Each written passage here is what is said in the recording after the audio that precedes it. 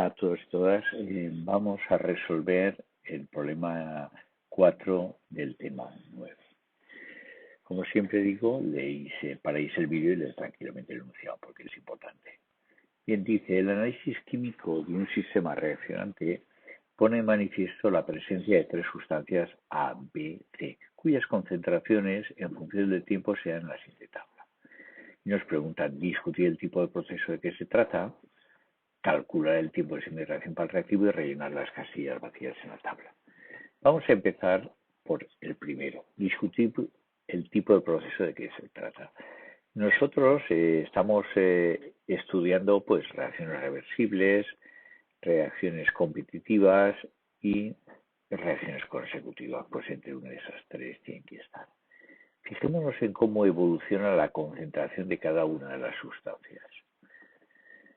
En el caso de la sustancia A, a medida que aumenta el tiempo, veamos, 41 disminuye, la sustancia disminuye. Luego, inicialmente podríamos pensar que es un reactivo, ¿eh?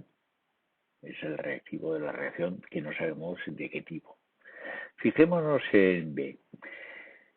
A medida que aumenta el tiempo, primero aumenta de 0,4 a 0,5, pero fijaros, después disminuye. O sea, que aumenta y disminuye. ¿Qué significa dentro de lo que hemos visto? ¿Qué situación se puede dar esto? En el caso que sea un intermedio. Bueno, esto es la clave del tema. Si ya vemos que hay un intermedio, pues seguramente lo que estamos analizando es reacciones consecutivas. Pero bueno, iremos viendo a lo largo del problema que se va confirmando esto. Pero es una buena hipótesis de partida pensar que es consecutivo. Bien, vayamos al apartado B. Ponemos aquí los datos los resultados que vamos obteniendo para tenerlos presentes. Bien, calcula el tiempo de semireacción para el reactivo. Bueno, el reactivo hemos dicho que era A, según nuestra hipótesis. Entonces, si nos fijamos aquí, vale la concentración 141,84. Si dividimos por 2, da esta cantidad. Luego, el tiempo que pasa de aquí a aquí será el tiempo de vida media, 10 minutos.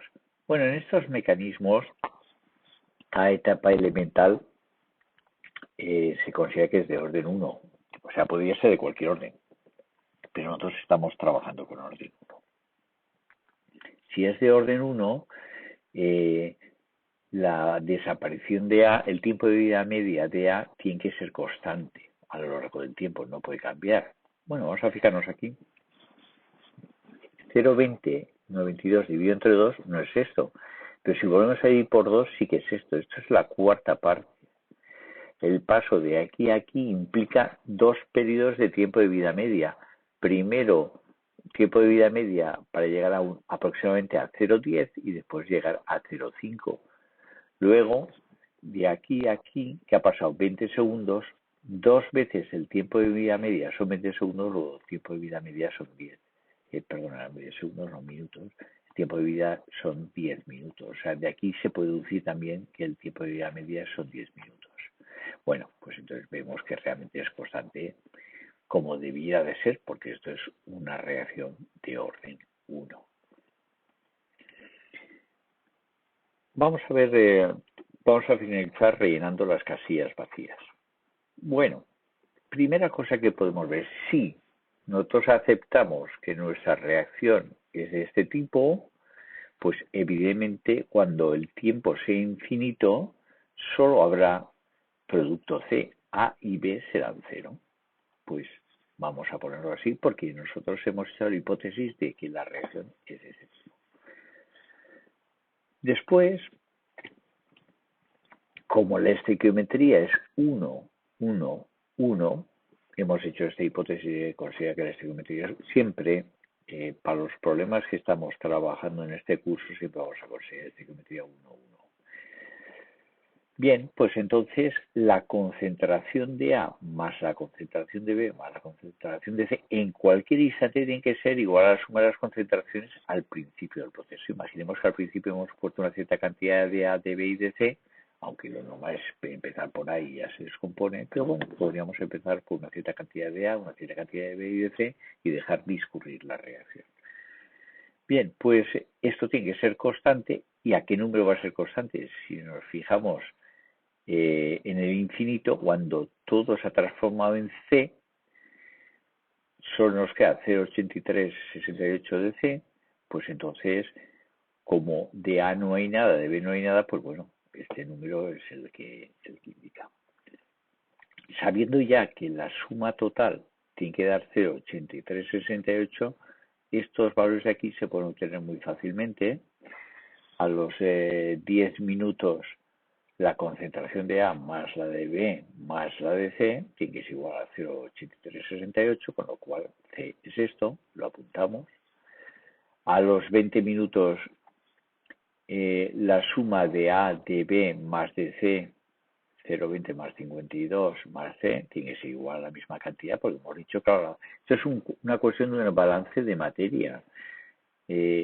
Lo que no es en un momento determinado A tiene que ser B y si no C, pero siempre el número de moléculas va a ser el mismo. Bueno, pues entonces aquí podemos despejar C esto y aquí ponerlo, y a los 40 minutos va a ser lo mismo, la suma de esto, que es esto de aquí, que es igual a 0,8368, con lo cual despejando C me da esta cantidad y lo tenemos aquí.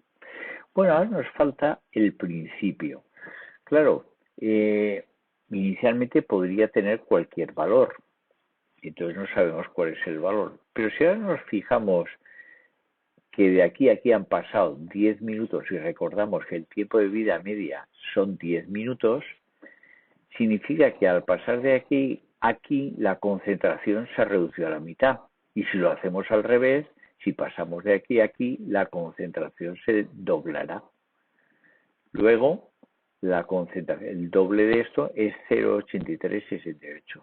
Y si nos fijamos, 0,8368 es lo que tienen que sumar los tres.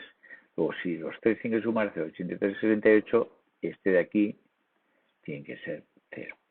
Y con esto tenemos acabado todo.